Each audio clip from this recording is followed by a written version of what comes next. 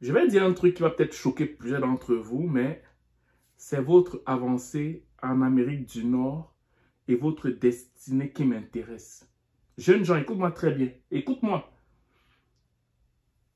La notion du respect des parents dans la communauté afro est parfois très exagérée. Je vais recommencer. La notion du respect des parents, la notion du respect des aînés dans la communauté afro est parfois très exagérée.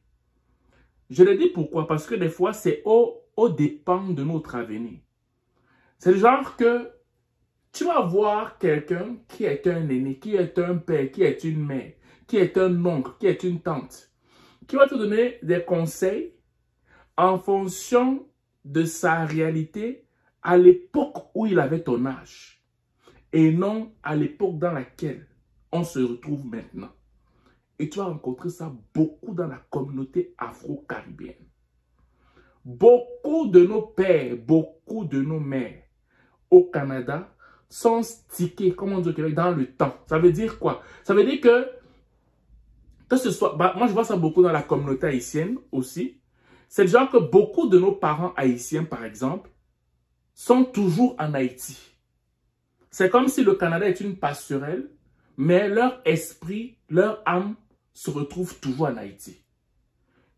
Beaucoup, par exemple, dans la communauté afro, que ce soit du Cameroun, la Côte d'Ivoire, le Sénégal, beaucoup de nos parents sont au Canada de corps, mais leur esprit, leur âme se retrouve dans nos pays afro.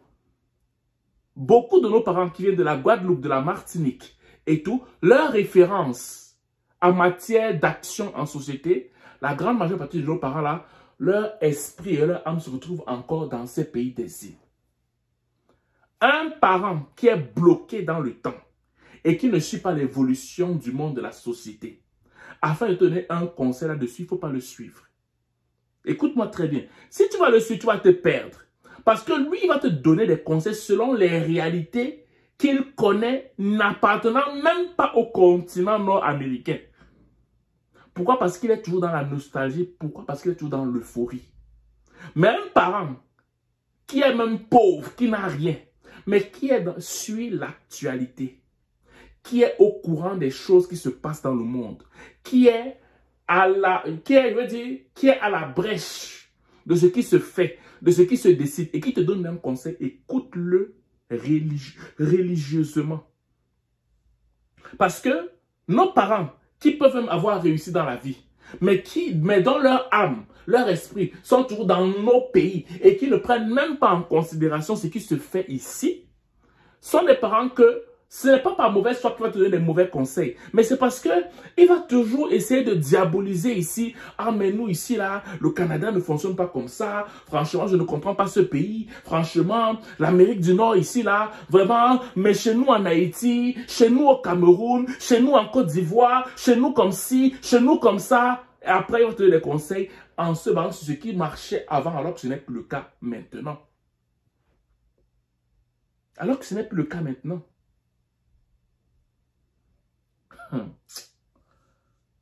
Ou même, il y en a même que leur âme là, leur esprit, c'est ici encore au Québec, c'est ici au Canada. Ce n'est pas, ça a quitté même l'Afrique, ça a quitté les Antilles, ça a quitté tous ces pays. Leur esprit et leur âme se retrouvent ici au Canada. Mais c'est bloqué dans les années 2000, dans les années 2010, et ça s'est arrêté là. Jusqu'aux années peut-être 2018, l'âme a refusé de croître. L'âme refuse de regarder 2019.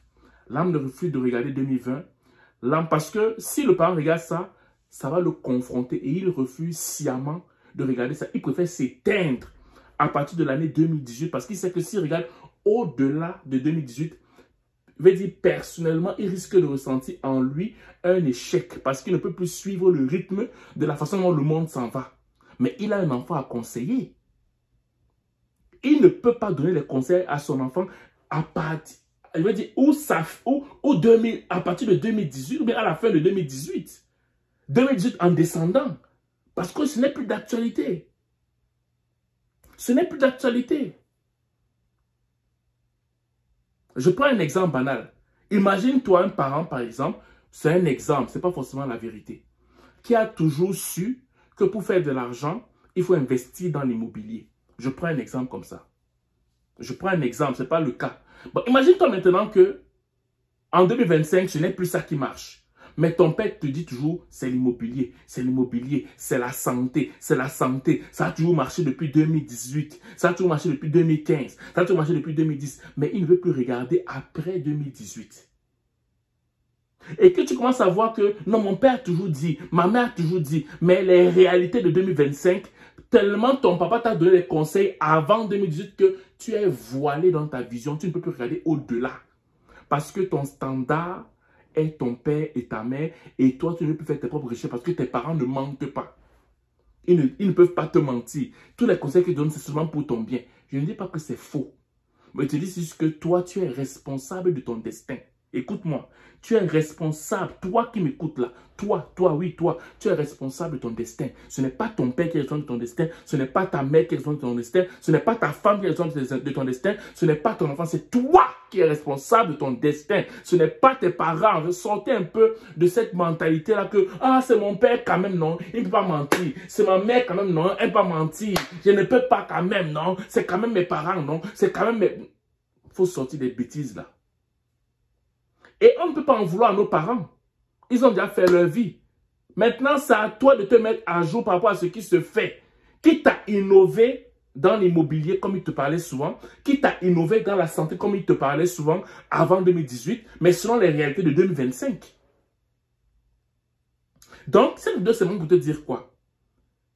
Nos parents, parfois, donnent des conseils en fonction, des fois, des périodes de la vie dans lesquelles ils ont décidé de rester. OK? Et c'est très dangereux parce que le monde mute tous les jours. Depuis 2020, là, le monde mute tous les jours. Et c'est à toi de prendre tes responsabilités en Amérique du Nord parce que le monde va très vite. Et tu risques de voir très facilement que tu ne sais à rien. Pourquoi? Parce que tu es resté dans la façon dont on faisait les choses auparavant, en fait. J'espère que c'est entré ici et que c'est resté là et non sorti par là. Voilà. Je te souhaite de passer une excellente journée ou une excellente soirée dépendant du lot où tu m'écoutes. Ciao.